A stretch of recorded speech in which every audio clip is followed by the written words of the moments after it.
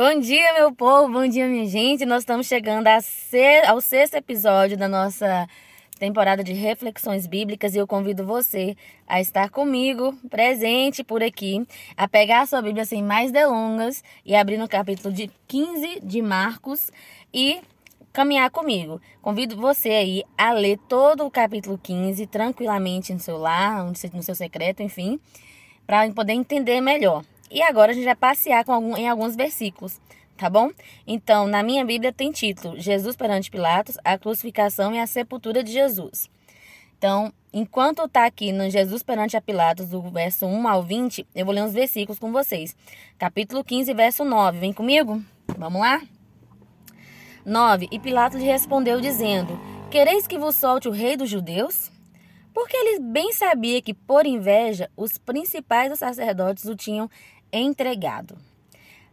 Andando um pouquinho mais, lá no verso 16, fala o seguinte: E os soldados os levaram dentro à sala, que é da audiência, e convocaram toda a corte. E vestiram-no de púrpura, tecendo uma coroa de espinhos, que lhe puseram na cabeça. E começaram a saudá-lo, dizendo: Salve, rei dos judeus, salve! 19. E feriram na cabeça com uma cana e cuspiram nele, e postos de joelho o adoraram. Verso 20.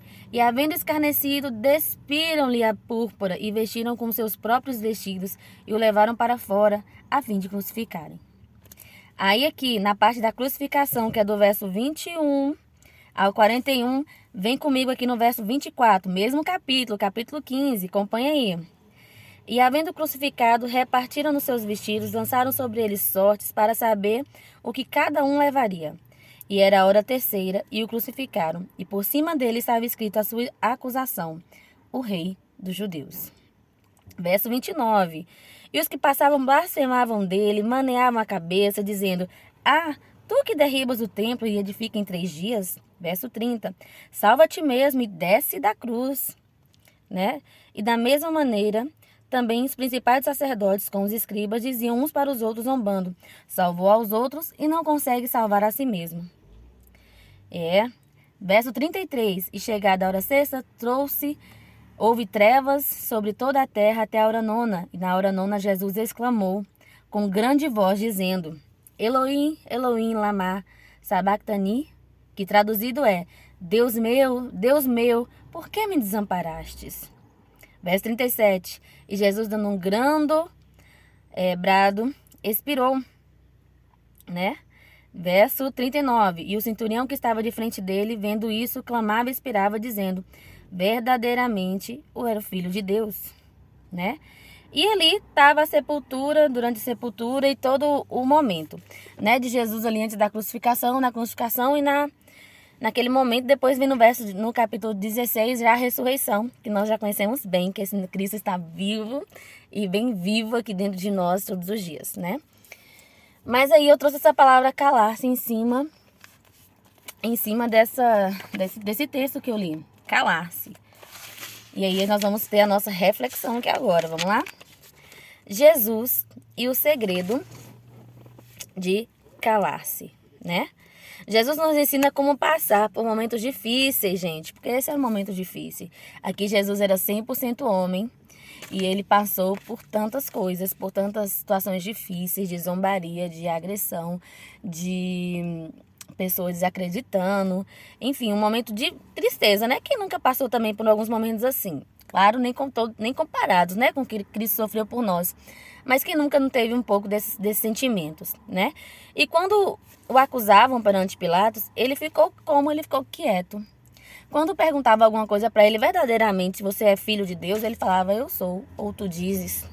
Falava o básico, falava o necessário, falava com prudência. Esse é o nosso Jesus, né? Então, enquanto zombavam dele, ele continuava calado. Ele continuava calado, minha gente. Precisamos tomar uma decisão em dias difíceis, sabe de quê? De ficar calado. Porque às vezes, ou quase sempre, a melhor opção é calar-se para não piorar determinada situação. Como você tem agido, como eu tenho agido em situações em que a gente se sente zombado, traído, magoado? Como? Jesus nos ensina que em tempos difíceis, em dias difíceis, em situações difíceis, por mais dor que você sinta, por mais situação difícil que seja, é preciso ficar calado para não piorar a situação e pedir sabedoria a Deus. Vamos tentar? Vamos refletir mais um pouco. Jesus também sabe o que é se sentir sozinho, sem o Pai, né? Porque ele fala, Senhor, Deus, por que me desamparaste? Mesmo sabendo que Deus estava com ele em todo o tempo e que o Senhor não abandonaria, mas tinha um propósito, que era salvar eu e você. Aí. Então Jesus, ele sabia de tudo, ele sabe o que era se sentir sozinho, Jesus sabia o que era se sentir traído, Jesus sabia o que era ficar magoado, o que era perder uma pessoa próxima, sentir a falta de um amigo. Jesus sabia, Jesus sente essas dores, Jesus sente a minha dor, Jesus sente a sua dor. Nada que a gente passa aqui, Jesus não entende nem compreende. Tudo ele sabe, ele entende, ele compreende a sua dor, essa dor que você não fala pra ninguém, essa zombaria que você sente sozinho. Ele sabe e ele vê. E ele está com você. Por mais que pareça que não, mas ele está ali. E há um propósito em cada dor. Seja de crescimento seu ou de quem está com você.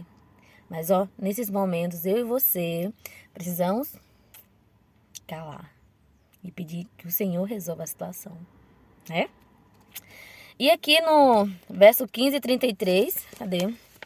15:33, olha. E chegada a hora sexta, houve trevas sobre a terra e até a hora nona. E na hora nona ele exclamou, Deus, Deus meu, por que me desamparaste? Tá vendo? Jesus se sentiu sozinho naquele momento. Por mais que ele não estivesse, porque Deus está conosco o tempo inteiro. Em todo momento. Ele nunca nos deixa só. E no 15:39... Olha só, 15:39. O centurião que estava de frente da ele, vendo que assim clamando, expirava, morreu. Ele disse, verdadeiramente, este era o Filho de Deus. E se você ler o 38 abaixo, vai falar bem assim, quando Jesus clamou em um grande brado, né? Vai estar assim, o véu do templo se rasgou em dois, do alto a baixo. E ali o centurião pode entender que ele era verdadeiramente Jesus, o Filho de Deus. Então, o que eu trago pra gente? O Senhor se manifesta instantaneamente com glória após o sacrifício de amor do seu Filho. Naquele mesmo momento em que todo mundo zombava, que todo mundo ficava ali gritando que ele era o rei, né, e não fazia nada por si.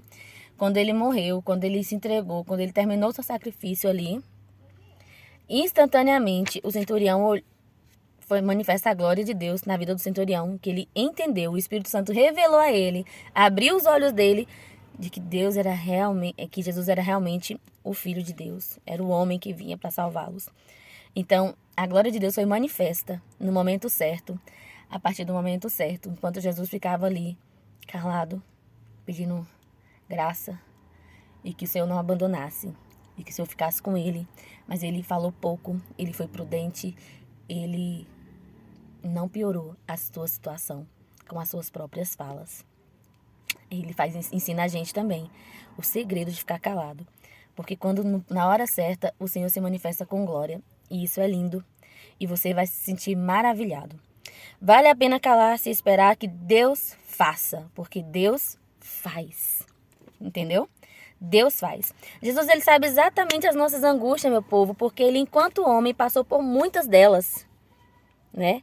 Ele nos entende e nos ajuda a prosseguir. Ele pega assim, na nossa mão e fala, vem, segura, que eu te ajudo. Você não tá sozinho não, tá bom? Mas fique quieto, tenha prudência, não piore a situação. Vamos calar. Lá em 1 Pedro, gente, se você puder, abra, circule na sua Bíblia. 1 Pedro 2, 22 e 23, vai dizer o seguinte, não cometeu pecado, nem da sua boca encheu engano, tá? Nem da sua boca encheu engano.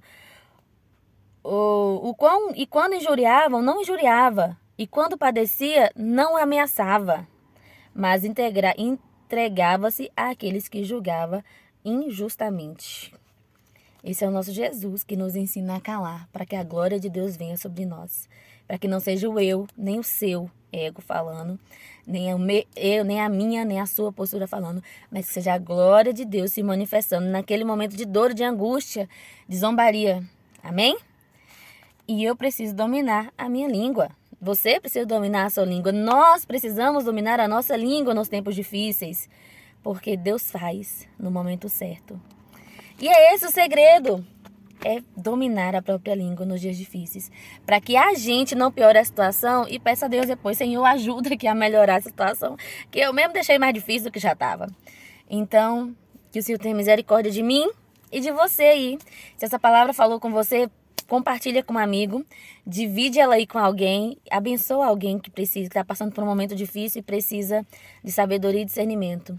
Diga a ele, diga a ela, cale-se, fique tranquila, porque Deus faz no momento certo. Deus faz. E a glória é manifesta. E você sente como centurião. Verdadeiramente, Ele é o Filho de Deus. Amém? Vamos orar, meu povo? Então fecha os olhinhos aí, vamos comigo.